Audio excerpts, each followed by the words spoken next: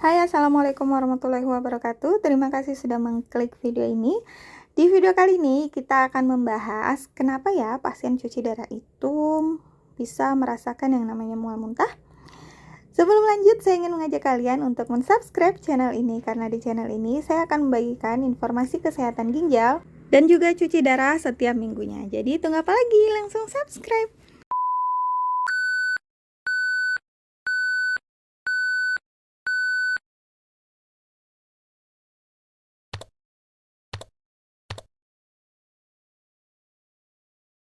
Oke, sekarang kita bahas ya, kenapa ya pasien cuci darah itu bisa merasakan yang namanya mual muntah, bahkan sampai bisa tidak ditoleran, mual muntah terus.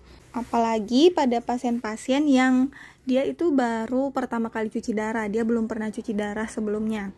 Keluhan yang dirasakannya itu mual muntah, sampai bahkan gak ada yang dimuntahin, pokoknya rasanya mual, terus makan pun ujung-ujungnya sampai gak enak ya. Nah, itulah alasannya kenapa kita bahas di video kali ini. Semoga bermanfaat. Faktor penyebab. Faktor penyebab pasien cuci darah itu mengalami yang namanya mual muntah, itu ada 3 faktor. Yang pertama, itu bisa karena dia mengalami yang namanya asites.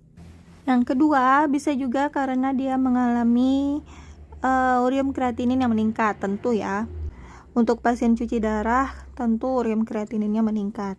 Terus, penyebab yang ketiga adalah adanya hipoalbumin atau kekurangan albumin di dalam tubuh. Nah, selain dari ketiga faktor ini, ada penyebab lain yang menyebabkan pasien cuci darah itu bisa mengalami mual muntah. Yang pertama adalah karena gula darahnya ini turun. Dan yang kedua bisa juga karena adanya hipertensi atau darah tinggi. Biasanya ini mencapai angka 190, 200 tensinya itu dia pasti akan merasakan yang namanya pusing sehingga dia mual muntah. Nah, faktor ini tentunya sudah tidak asing lagi ya. Jadi, saya tidak bahas di video kali ini. Biasanya kalau gula darah yang turun ini, masing-masing pasien memiliki ciri yang berbeda-beda. Nah, kebanyakan ciri-cirinya itu ada yang keringat dingin dan sampai mual muntah. Oke, kita lanjut ya. Sekarang kita bahas penyebab yang pertama, yaitu karena asites. Nah, asites ini biasanya dia pasti menekan area perut. Kenapa? Kita lihat dulu ya. Asites itu apa sih sebenarnya? Nah, ini dia, kita bisa lihat abdomen itu perut ya. Nah, perut yang normal ini seperti ini tampakannya. Dia tidak ada cairan di perutnya. Kemudian kita tahu ya, isi perut kita itu ada liver, kemudian ada lambung, ada usus, ada yang namanya dinding pelapis yaitu membran peritoneal, dan terakhir ada yang namanya rektum, tempat kita membuang semua zat sisa makanan yang kita makan itu terbuang lewat ini, lubang anus. Oke. Terus ini keadaan normal. Ketika si pasien itu mengalami yang namanya asites, nah asites itu adalah ini, perut yang harusnya normal, yang bagian sini, itu mengalami pengisian oleh yang namanya air. Nah, air ini tentu akan mendesak si isi-isi perut tadi seperti ini. Kita tahu ini adalah liver, terdesak. Kemudian ini adalah usus, dia terdesak. Dan ini adalah lambung. Nah, lambung tentu di sini terisi yang namanya makanan, minuman. Jadi setiap pasien dengan asites, ketika dia masukkan makanan dan masuk ke lambung, otomatis di sini akan menekan.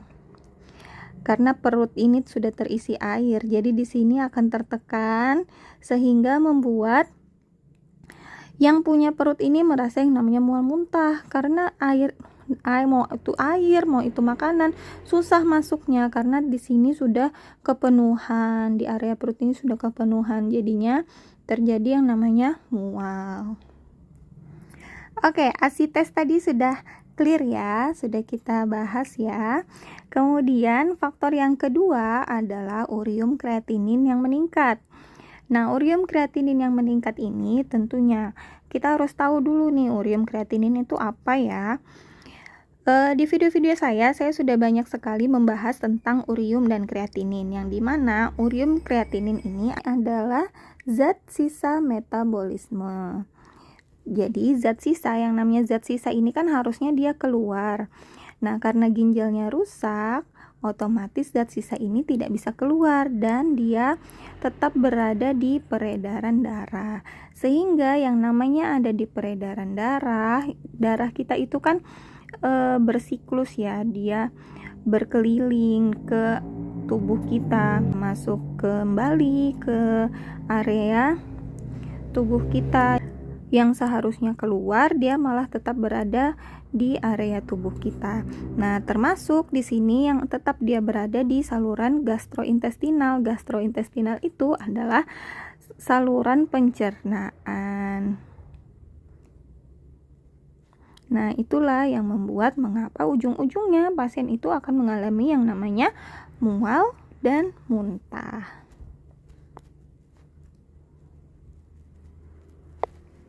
Sekarang kita lanjut ke penyebab selanjutnya. Penyebab selanjutnya di sini ada yang namanya hipoalbumin.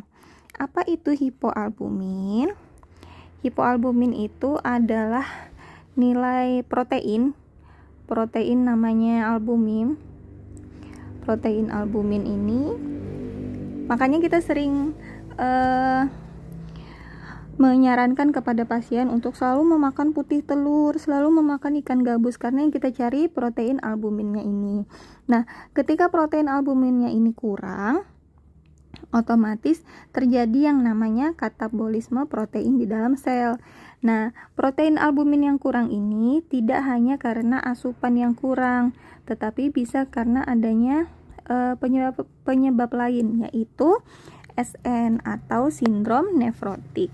Sindrom nefrotik ini biasanya jarang terjadi ya pada pasien-pasien cuci darah, tapi ada.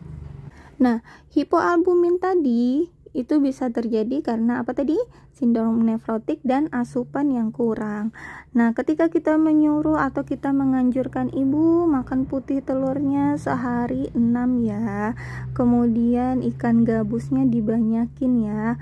Enggak cuma ikan gabus, ikan-ikan sungai juga sebenarnya bagus untuk pasien cuci darah. Namun, misal karena dia alergi terhadap telur, kemudian dia gak bisa makan ikan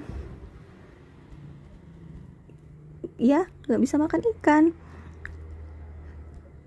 Beberapa pasien itu memang ada yang gak bisa makan ikan, jadi selama hidupnya itu dia cuma bisa makan ayam, udang, apalagi area-area orang-orang yang tinggal di daerah pesisir, dia biasanya makan ikan laut. Jadi dikasih ikan air tawar atau ikan sungai itu dia akan mual, akan muntah karena nggak biasa. Jadinya itulah yang membuat si asupan tadi itu menjadi kurang.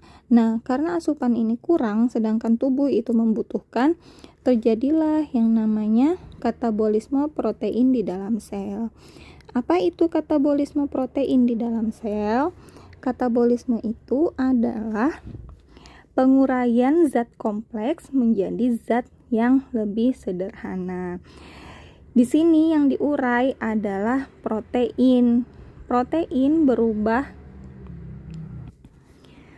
Protein ini diurai menjadi asam amino, kemudian terjadi deaminasi dan menjadi yang namanya amonia. Amoniak ini akan memicu yang namanya produksi asam lambung.